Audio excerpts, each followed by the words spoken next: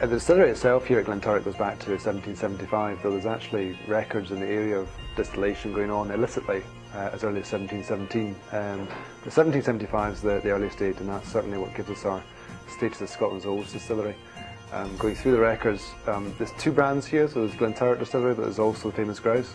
And the famous Grouse, the earliest records there, really about 1800 when the brand was produced. And it was called the Grouse brand, and it became the famous Grouse brand in 1905 it was.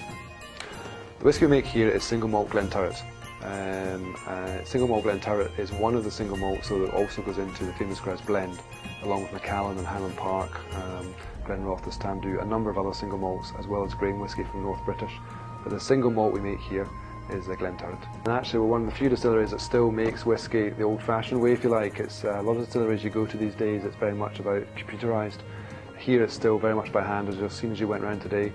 It's all very much done by hand. There's 4 stillmen here, and still, you know, mixing the spirit as it goes around, all the rest of it. Now, first of all, the mill house, the first room. This is where we mill we grind the barley. There are 3 main ingredients in the making of a single malt, and the Glenturret whisky is a single malt. That's what we make here. The definition of a single malt is that it is the sole product of one distillery, and there are 3 main ingredients in the making of it: malted barley, water and yeast.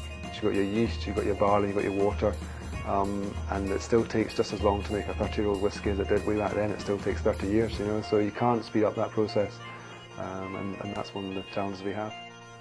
We don't malt our own barley at this distillery anymore. It's malted for us by a Scottish maltster. The barley comes into us by lorry and fills 2 malt bins, which can hold 25 tonnes of malted barley between them. We take 1 tonne of the barley and grind it down to a rough substance that's called grist, which is just the husk, the flour and the grits of the barley. This will then be transferred by a conveyor system into the next room for the mashing. The mash house is where the stillman will add the hot water.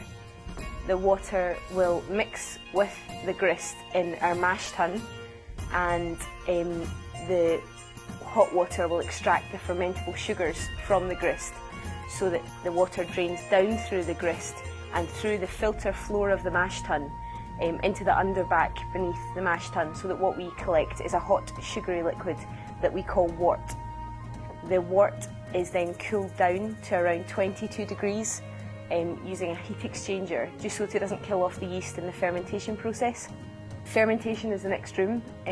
During the fermentation process, the wort is added to one of our 8 washbacks. The washbacks are about 3 metres deep. They're made of Douglas fir, which is a very insulating pine, and that keeps all of the heat in for the fermentation process. Fermentation takes about 48 hours. Once the wort has been added to the washback, the stillman will add the yeast, and the yeast reacts with the sugars in the wort, creating a thick, frothy head that's called barm. The barm will rise and fall during fermentation. The fermentation process, as I was saying, takes around 48 hours, and after this time what we have is a substance of around 7 or 8% alcohol, similar to a strong lager or a heavy beer. This is now what we call wash, and the stillman will take the contents of 2 washbacks, about 12,600 litres, next door for the distillation process. The still house houses our 2 stills. We have a wash still, which is a traditional pot still, and we have a spirit still, which is slightly smaller. The majority of Scottish whisky distilleries employ a double distillation process, and what we do is we take the wash and it's fed into our wash still, where it's heated to 95 degrees using 5 oil-fired steam heaters. It's heated to this temperature because it's above the boiling point of alcohol but below the boiling point of water, so that we can achieve alcohol evaporation only and not just water evaporation, so not just steam. The alcohol vapours rise up the neck of the still, they'll travel outside, and they're cooled in one of our condensers. Once it's cooled down, the liquid will be about 25% alcohol. This will travel through our spirit still for its second distillation, and after this time we have a substance which is about 70% alcohol. After the second distillation, the spirit will be tested, and we do this using our spirit sample safe. It's arguably the most important aspect of the whole distillery.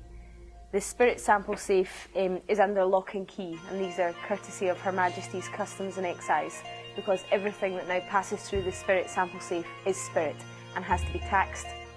So after the first distillation, the liquid from the wash still will be tested by our stillmen in the spirit sample safe using the hydrometers and thermometers which are in the right-hand compartment.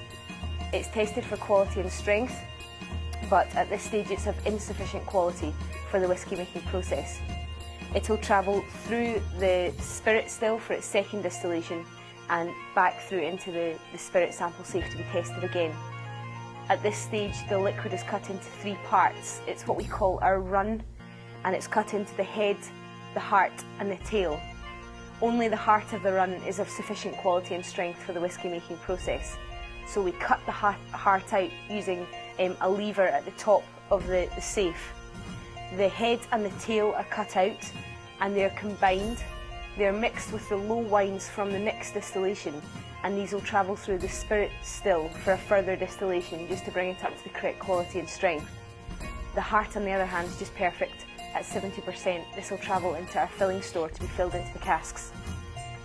The casks that we use at this distillery are made of oak, which is a very porous wood, and this allows the whisky to breathe as it sleeps. They are mainly refill casks, so they'll have held Glenturret whisky in number 4, but originally they will have held either American bourbon or Spanish sherry. We import all of our casks from Europe or the US. Every whisky has its unique taste, and a lot of people think it's a lot of different things. It's the same ingredients going in, it's the same process that makes it, but very different whiskies come out the other end.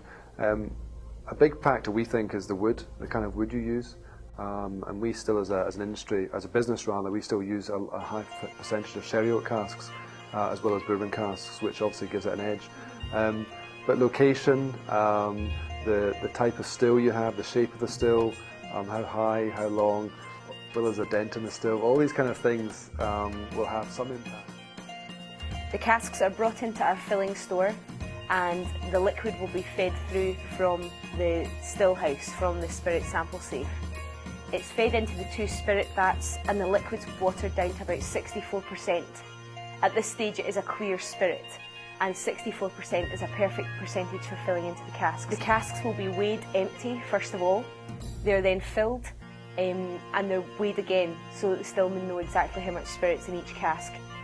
The casks are then stoppered up and sent to our bonded warehouses in the coach park for a legal minimum of 3 years in Scotland before we can call it Scottish whisky. Our youngest whisky at this distillery is our 8-year-old.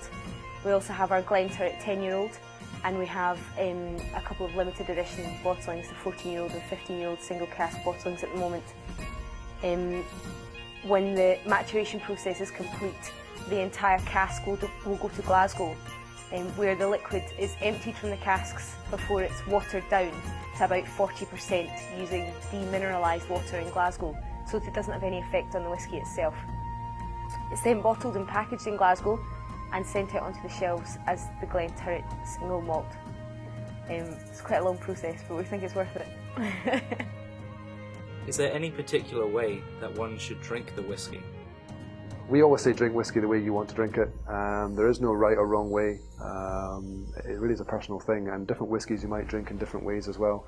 By all means, start trying to drink it neat. And if you find that too much, and the whisky or the alcohol is just too much for your nose, perhaps try it with a bit of water. It just takes the edge off it. Try it with a bit of ice. That also takes the edge off it. The water will open it up. The ice will actually close it down slightly and change the aromas coming through to you. It really is down to personal preference, but just try a little bit more water each time. Alternatively, if you want to try something totally different, try it with a ginger beer or something, and make a ginger grouse as a long serve, and that's something that's totally different and certainly changes your perspective perhaps of whisky. Alright, so next time you've got a blended whisky poured, give it a nose and just see if there's anything in the there you can recognise something we're talking about. Anyway, let's have a drink, everyone. Cheers. Slán Enjoy.